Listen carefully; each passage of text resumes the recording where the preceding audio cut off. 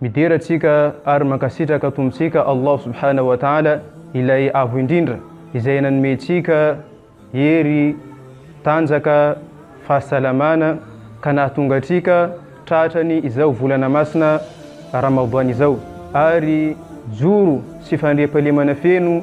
hirotsaka amin'ny mpaminantsika Muhammad sallallahu alaihi wasallam sy ireo taranany ary ireo mpanarady azy sy ireo olona izay mbola tsy mitsahatra mitazona sy manaraka ireo fomba amampanao izay noentiny mandra-patongavany andro fisarana farany. Insha Allah ta'ala ripaino jaina atsika niany miresaka ny anisan'ny mahazava-dehibe ny al-istighfar na miteny-tsika malagasy manao hoe ny fangatahana famelan-keloka eo anatriany tombontsika Allah subhanahu wa ta'ala. Raha mijery atsika amin'ireo tantarany mpaminany maro samihafa dia taratra tokoa izany. Le fangatahana famelan-keloka zany dia anisany asa soa anankiray izay hoentintsika mahazo karazany fahasoavana maro avy amin'ny tombontsika Allah azza wa jalla. Ka anisan'izany tamin'ny tantarany mpaminany Nuh alayhi salam rehefa izy niray ny tombontsika Allah azza wa jalla nandeha niantso nandeha nitoroteny tamin'ireo vahoakany anisan'ny teninazy فقلت استغفروا ربكم إنه كان غفارا يرسل السماء عليكم مدرارا ويمددكم بأموال وبنين ويجعل لكم جنات ويجعل لكم أنهارا. من قطايا نرو فميلانكيلك متنفنريو الله سبحانه وتعالى إيزي لا يبميليلك ويرسل السماء عليكم مدرارا يزدي حنزوتك ران نورا نمنريو إزاي هتير بوغسوا ونريو ويمددكم بأموال آري تنفو الله عز وجل حنامبيان كوا يرو زانك يرو حرينا يرو لوسام مرسميافا يرو زردين مرسميافا كا حنميان رو ينكو تنفو الله عز وجل يرو رنرانو إذا يتير بوغسوا يو أمنريو كارجريباتيكا إذاني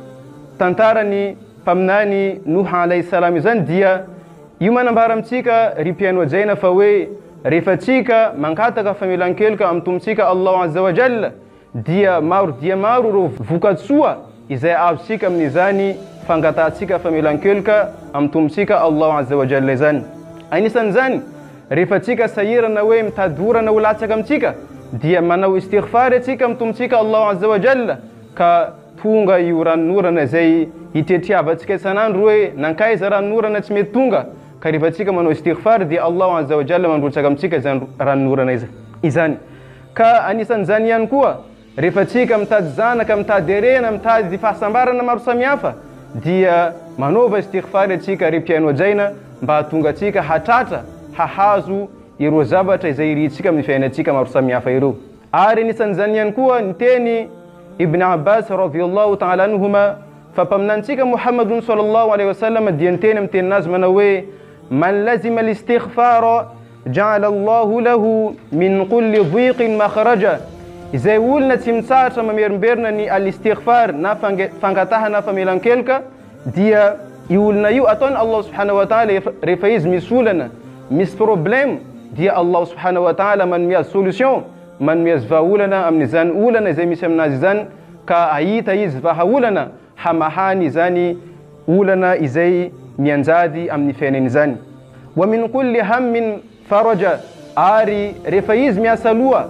tratani adsaina mabsamiafa Allah azza wa jalla yankuwa mana maivana na manalan zani asalua nazizani wa razaqahu min haythu la yahtasib ari Allah azza wa jalla yankuwa man miaz riziki man miaz ndara masuandru izawe tsinetseretin sainani ka hayitan zani riziki izay avy amin'ny tompo Allah subhanahu wa ta'ala izany ihany koa izy. Ary niteny ihany koa paminany Muhammadun sallallahu alaihi wasallam fa tombontsika Allah azza wa jalla dia niteny izy amin'ny teninazy manao hoe inna Allah tabaraka wa ta'ala yaqul tombontsika ilay avo indrindra tsy toa dia izy niteny manao hoe ya ibadi o ry mpanompoko kullukum mudhnibun ianareo jiaby dia manao fahotana mpanota illa man afaita afatsy hoe ireo olona zay niarovako mba tsy hanatanteraka n'izany fahadisona na fahotana izany. Fas'aluni al-maghfira ary oka ianareo hangataka famelana aminakay teneniny fa aghfara lakum ka izao tenin Allah subhanahu wa ta'ala hamilanareo amin'izany. Ka nitetsika ho tenenina raha lay ray aman-dreny ry mpiaino ajaina isany dia eto atsika